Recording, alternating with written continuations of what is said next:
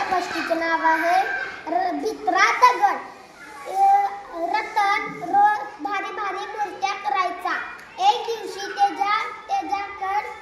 त्याच्याकडे गावाची माणसं आली आणि तो म्हणतो की काय झालं, आणि त्यांनी म्हणते की तुला माहित आहे का गावात मंदिर बांधलंय, मंदिरात गणपती पाहिजे, आणि तो म्हणतो की परत देवासाठी काय पण करू शकतो। आणि तो एक पाट लवकर उठून जंगलात गेला। जंगलात काय सुरू उडकण्यात त्याला एक दगड पाहिला। दगड घेऊन गेला, त्याचा हातपाय काढला, हातपाय काढून दगड मारायला लागला आणि तेवढ्यात त्या दगडाचा आवाज आला, मला का मारायलास, मला खूप दुःख आहे।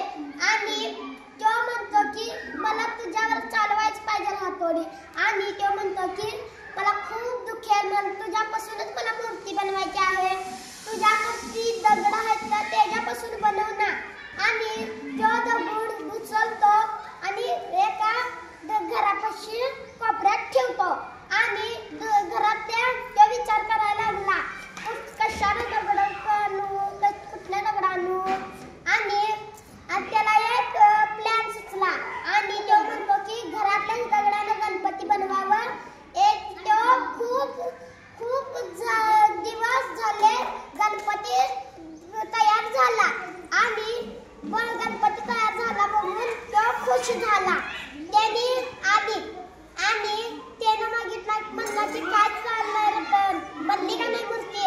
रतन म्हणला की झाल्या मूर्ती, आणि तर गावात म्हणतात मूर्ती कुठं आहे दाखव। रतन आणतोय तर बघा ही, आणि त्यांना खूप आनंद होतो। एका माणसाकडे दगडाकडे नजर गेला, दगडाकडे नजर गेली। तो म्हणतो की रतन म्हणतो त्या एका माणसाला म्हणतो की ओ बाबा काय आपल्याला हे दगड आहो, आणि तो माणूस म्हणतो की हा तू बरोबर म्हणलास, आणि तो दगड उचलतात आणि वाजत गाजत जातात, आणि तिथं ठेवतात। लोक काय झालं काय वेळेस लोक त्याची पूजा करायला येतात आणि त्याच्यावर पाय ठेवून जातात, आणि गणपती प्रसन्न झाला आणि म्हणतो की काय रे तू खूप दुःखी आहेस?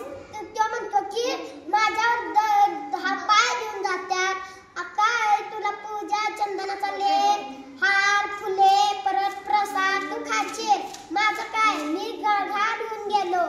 आणि एक साधू आला, देवाने पाठवलं होतं, आणि सगळ्या गाववाल्यांना मंदिरापाशी गोळा केलं।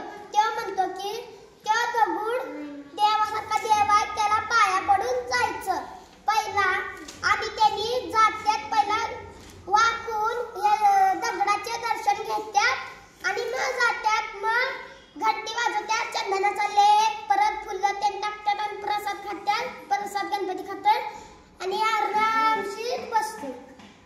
गोष्ट आवडली का रे? हो। काय वाजवा मग?